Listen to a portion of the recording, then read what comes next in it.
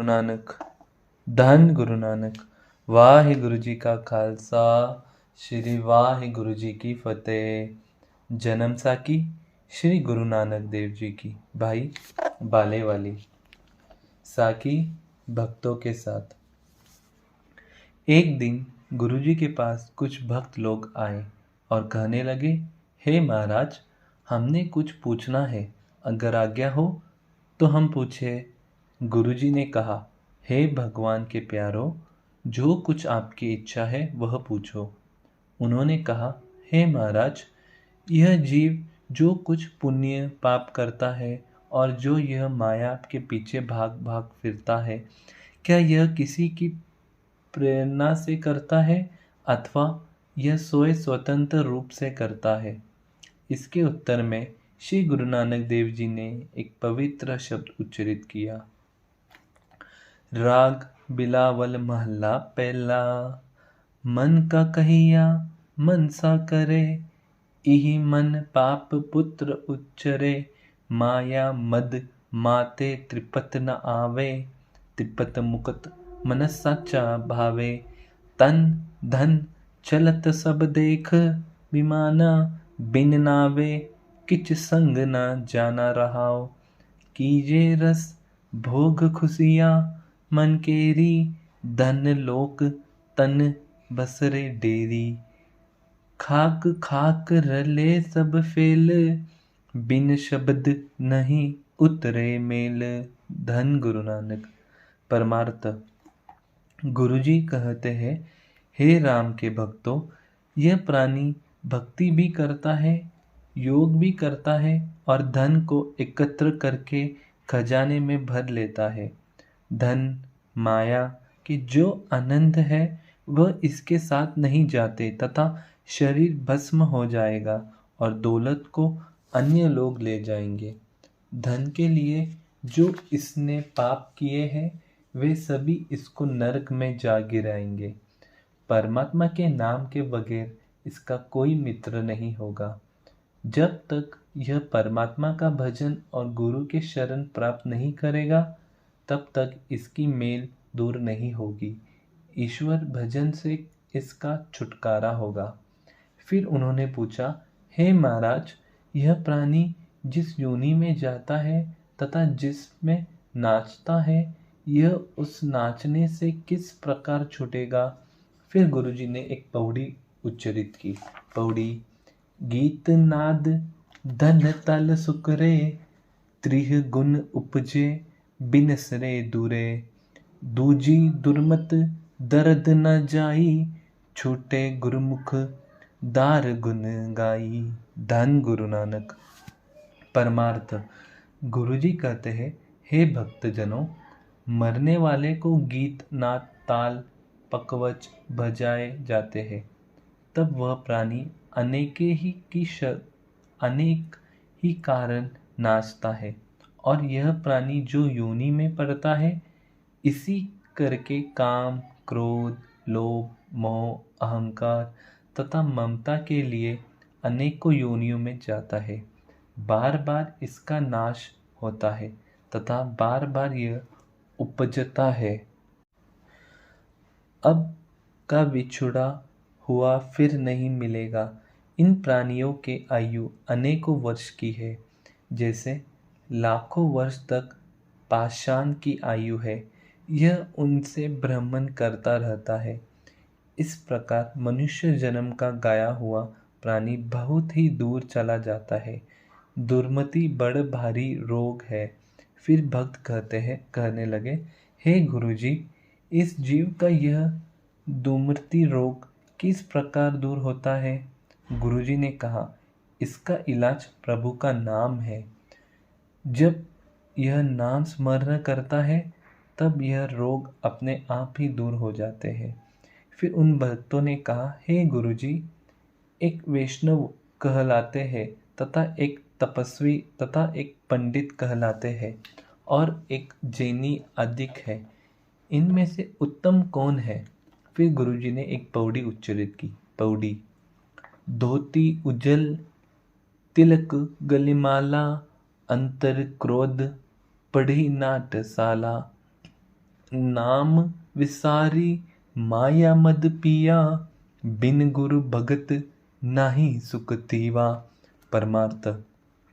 गुरुजी ने कहा, हे भक्तों, यह सभी नट की विध है।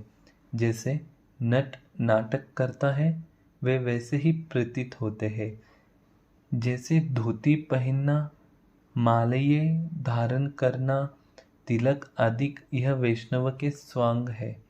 नट की भांति जब इसके मन में काम आदि ममता माया रहती है, तब क्या यदि बाहर का स्वांग कर लिए तो क्या उस परमात्मा के अतुल्य भक्त है, बिन भक्त नहीं कहला सकते। फिर उन्होंने कहा, हे गुरुजी, जो मुख से तो किसी को गुरु कहता है परंतु गुरु आज्ञा के अवहेलना करता है, उनकी क्या गति होगी। फिर गुरुजी ने आगे एक पौड़ी उच्चरित की। पौड़ी। सुकर सुवान गर्दन मंजारा, पशु मल्लेच नीच चंडाला, गुरु ते मुह फिरे तिन जोई भगाई, बंडी बांडिया आई जाई। परमार्थ। गुरुजी कहते हैं, जो गुरुजी की आज्ञा नहीं मानते वह प्राणी सुर चंडाल कौवा कुत्ता आदि की योनि को पाते हैं। अन्य बहुत सी पशु योनियां हैं, उनके जाएंगे तथा भूत प्रतीक बनेंगे। यह सब योनियां निषिद्ध मानी गई है। गुरु की अवहेलना से यही योनियां प्राप्त होती है। फिर उन्होंने कहा, हे महाराज, जो सद्गुरु को प्राप्त करके सदैव उनके सन्मुख रहता है, उनकी क्या गति होती है, कृपया यह भी बता दो।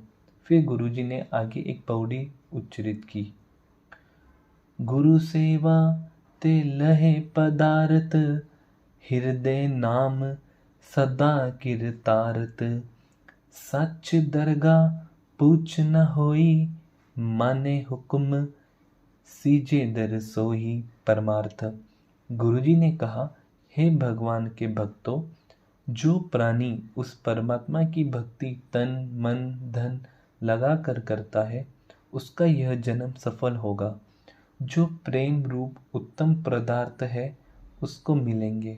उस परमेश्वर की कृपा से उसकी अंतरात्मा भी परम पवित्र हो जाएगी तथा मुक्ति धाम में उसको कोई रुकावट नहीं होगी और परमात्मा के दरबार में उस प्राणी का मन होगा। हे भक्तों, उस परमाधाम में वही जाएगा जिन्होंने उस भगवान के नाम का स्मरण किया है। फिर उन्होंने पूछा, हे महाराज, जो उस परम पुरुष को जानना चाहे तो वह कौन सा यंत्र करे। फिर गुरुजी ने एक पौड़ी उच्चरित की। सतगुरु मिले ततिस को जाने, रहे रजाई हुक्म पहचाने, हुक्म पहचाने सच दरवास, काल पिकाल सब भय नास। परमार्थ।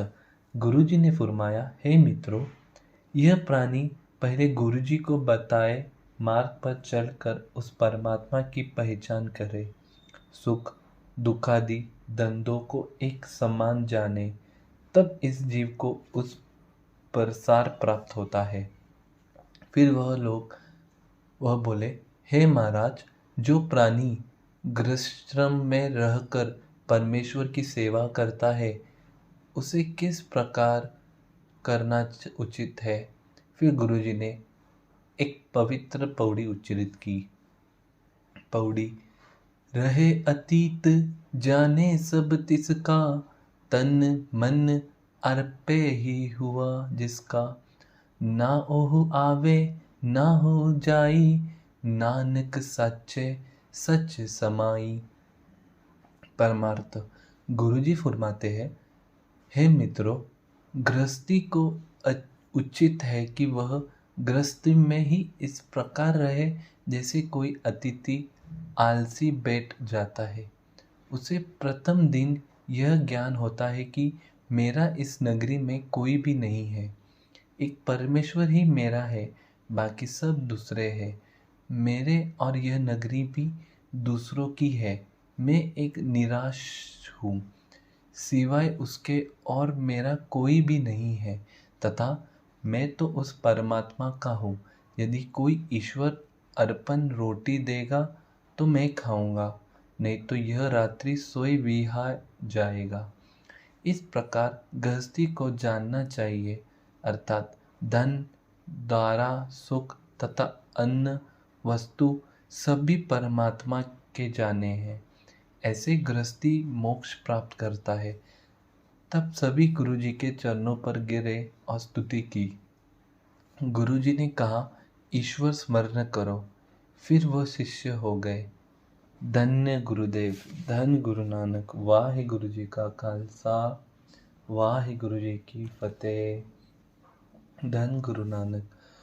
सबको फिर से विनती, अमृत वेला संभालो, अमृत वेले से जुड़ो। अमृत वेले का टाइम रात को 12 से सुबह 6 बजे तक का है। आप खुद भी जुड़ो, आपके परिवार वालों को भी जोड़ो और दूसरे दोस्तों, पहचान वाले रिश्तेदार सबको अमृत वेले से जोड़ो, ताकि लोक परलोक दोनों सुखी हो। इस साकी में हमने सुना कि जिस तरीके से उनके भक्तों ने कुछ प्रश्न किए जो आज के टाइम पे हमें काफ़ी काम आएंगे। जैसे गुरु महाराज जी ने बताया कि गृहस्थी को किस प्रकार रहना चाहिए, कर्म कैसे होने चाहिए और बाकी सारी चीज़ें। धन गुरु नानक। तो सबसे बेनती, ये वीडियो ज़्यादा से ज़्यादा लोग तक शेयर करो ताकि लोग जुड़े और सब सुखी हो जाए, सब नाम जपे। वाहे गुरु जी का खालसा, श्री वाहे गुरु जी की फतेह। एक ओंकार सतनाम करता पुरख, निर्भव निर्वैर अकाल मूरत, अजूनी सैभं गुर प्रसाद जप। आद सच जुगाद सच है भी सच, नानक होसी भी सच। एक ओंकार सतनाम करता पुरख, निर्भव निर्वैर अकाल मूरत, अजूनी सैभं गुर प्रसाद जप। आद सच जुगाद सच है भी सच, नानक होसी भी सच। एक ओंकार सतनाम करता पुरख, निर्भव निर्वैर अकाल मूरत, अजूनी सैभं गुर प्रसाद जप। आद सच जुगाद सच है भी सच, नानक होसी भी सच। वाहे गुरु जी का खालसा, श्री वाहे गुरु जी की फतेह। जो बोले सो निहाल, सत श्री अकाल। वाहे गुरु जी का खालसा, श्री वाहे गुरु जी की फतेह।